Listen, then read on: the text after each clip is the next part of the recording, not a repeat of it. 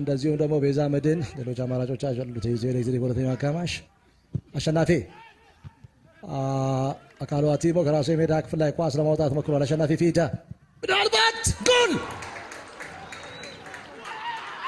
ፓትሪክ ሲቦማና የጎሉ ባለቤት ነው። ምን አይነት አስደናቂ ጎል ነው! ፓትሪክ ሲቦማና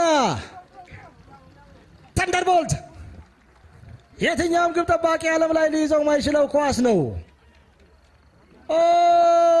ፓትሪክ ሲቦማና የመጀመሪያ ተሰላፊ የመሆን እድል አልነበረውም እስካሁን። ሩዋንዳዊ ተጫዋች አስደናቂ ጎል አስቆጥሯል። ኳሱ የተነሳው ከአሸናፊ እግር ላይ ነው። አካሉ አቲሞ ኳሱን ማውጣት ችሎ ነበረ፣ ግን ጥሩ ቦታ ላይ ይገኝ የነበረው ፓትሪክ ሲቦማኒ ኳሱን በአስገራሚ ሁኔታ ነው የተኮሰው። ኦጎዶጆ ምንም ነገር ማድረግ አልቻለም። ኢትዮ ኤሌክትሪክ በጥሩ ሰዓት ላይ መሪ እንዲሆን ያስቻለች ተኩስ የሆነች ኳስ ነው ማስቆጠር የቻለውና ቅያሬያቸው ትክክል መሆኑን አሰልጣኝ ዘሪሁን ሸንገታን ያስመሰከረ ግብ ነው ሲቦማኒ ማስቆጠር የቻለው። ለአሰልጣኙ የተለየ የደስታ ስሜት የሰጠ ጎል ነው። ለአሰልጣኝ ዘሪሁን ሸንገታ የፓትሪክ ሲቦማና ጎል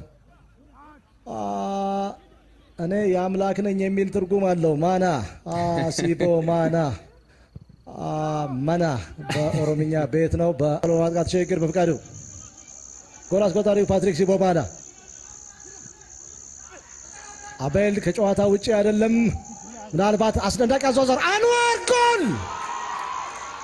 ጨዋታ ያለቀ ይመስላል። አሁን አንዋር በድሩ ትልቁን ስራ የሰራው ኳሱን ይዞ በዞረበት ቅጽበት ነው። ለአንዋር በድሩ የመጀመሪያ የሊግ ጎል ነው። እንድሪሳ ኦጎዶጆ ተቀይሮ ከመውጣቱ በፊት ኢትዮ ኤሌክትሪክ ሶስተኛ የሊግ ጎል አስቆጥሯል። አስገራሚ አጋጣሚ የመጀመሪያው ዙር 3 ጎል፣ ሁለተኛው ዙር 3ኛ ጎል። አሁንም ፓትሪክ ሲቦማኒ ነው በኤፍሬም ታምራት ቦታ ላይ ኳሱን ይዞት ሄደው። ለአንዋር በድሩ አስደናቂ ኳስ ነው የሰጠው። አዟዟሩ በጣም አስደናቂ ነው። አጨራረሱም በጣም አስደናቂ ነው። ኢትዮ ኤሌክትሪክ በዚህኛው አጋማሽ ላይ ለነበረው ብልጫ ትክክለኛ ማሳያ ልትሆን የምትችል ጎል ነው አንዋር በድሩ ማስቆጠር የቻለው። ፓትሪክ ሲቦማኒም እይታውን ማድነቅ አለብን፣ የአንዋር በድሩንም አዟዟር ማድነቅ አለብን። ለኢትዮ ኤሌክትሪክ ግን በዚህ አጋማሽ የሚገባውን 3ኛ ጎል ነው ያገኘው።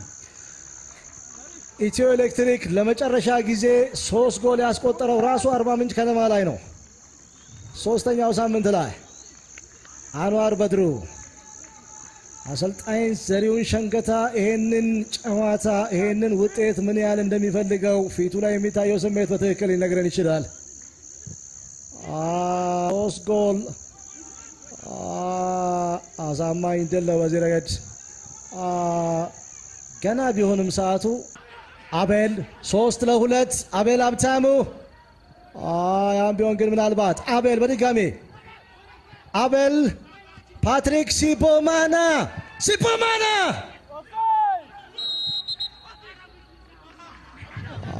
አሁን ታድጓቸዋል። ሲቦማና ከጨዋታ ውጪ ነበር ወይስ የተመለሰ ኳስ?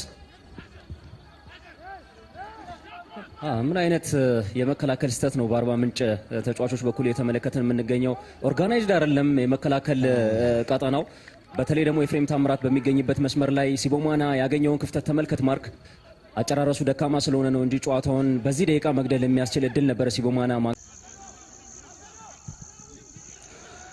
ሁለተኛ ኳስ ፓትሪክ ሲቦማና ሐሰን ሁሴን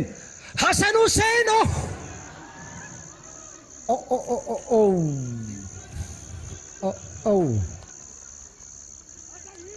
'ፓትሪክ ሲቦማኒ አሁንም በነፃነት ነው ኳሱን ለሐሰን ሁሴን የሰጠው። ዋው የመጀመሪያ ተጫዋች አስደናቂ ነበር የሐሰን ሁሴን፣ ግን የመጨረሻ ኳሱ የተበላሸ መሆኑ ወይም ደግሞ ኢላማውን አለመጠበቁ ኢትዮ ኤሌክትሪክ ከዚህ አጋማሽ 3 ጎሎችን ይዞ እንዳይወጣ አድርጎታል። የመጀመሪያ ተቹ የግራ እግሩ በጣም አስደናቂ ነበረ፣ ለቀኝ እግሩ ያመቻቸበት መንገድም አስደናቂ ነበር፣ ግን አጨራረሱ ግን ደካማ ነበር። ማርክ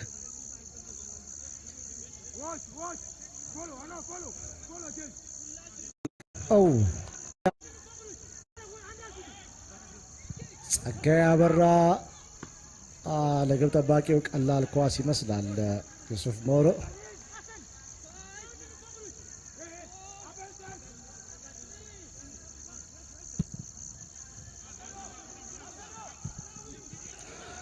ሁለተኛ ኳስ ፓትሪክ ሲቦማና ሐሰን ሁሴን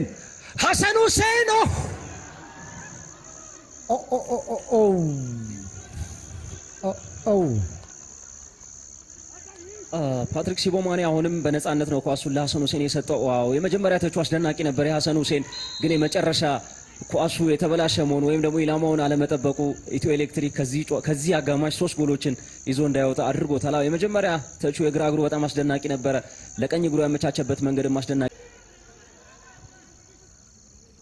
ሶስተኛ ጎል ፍለጋ አንዋር በድሩ፣ ፓትሪክ ሲቦማና ምናልባት ሐሰን ሁሴን ኳሱን ማግኘት አልቻለም። አሰልጣኝ ዘሪሁን ሸንገታ የሶስተኛ ጎል አስፈላጊነትን በሚገባ የተረዳ ይመስላል። አስገራሚ ኳስ ነው ሲቦማና ለሐሰን ሁሴን ለማድረስ ጥረት ያደረገው። ትክክለኛ ቦታ ላይ አንድ እርምጃ በመዘግየቱ ምክንያት ነው ይህንን ጎል ያላስቆጠረው። በአርባ ምንጭ በኩል ግን አሳሳቢው ነገር አሁንም በኤፍሬም ታምራት መስመር እድሎችን እያገኙ ነው። ሲቦማና በዛ መስመር በኩል ብቻውን እየገባ ከግብ ጠባቂው ጋር የተገናኘ ነውና ያንን መስመር አሁንም መዝጋት የማይችሉ ከሆነ ኢትዮ ኤሌክትሪኮች ጥቃታቸውን አጠናክረው የሚቀጥሉበት መስመር ነው የሚሆነው። በዚህ ሰዓት የአፍጥር ሰዓት ነው። የእስልምና እምነት ተከታዮች የረመዳን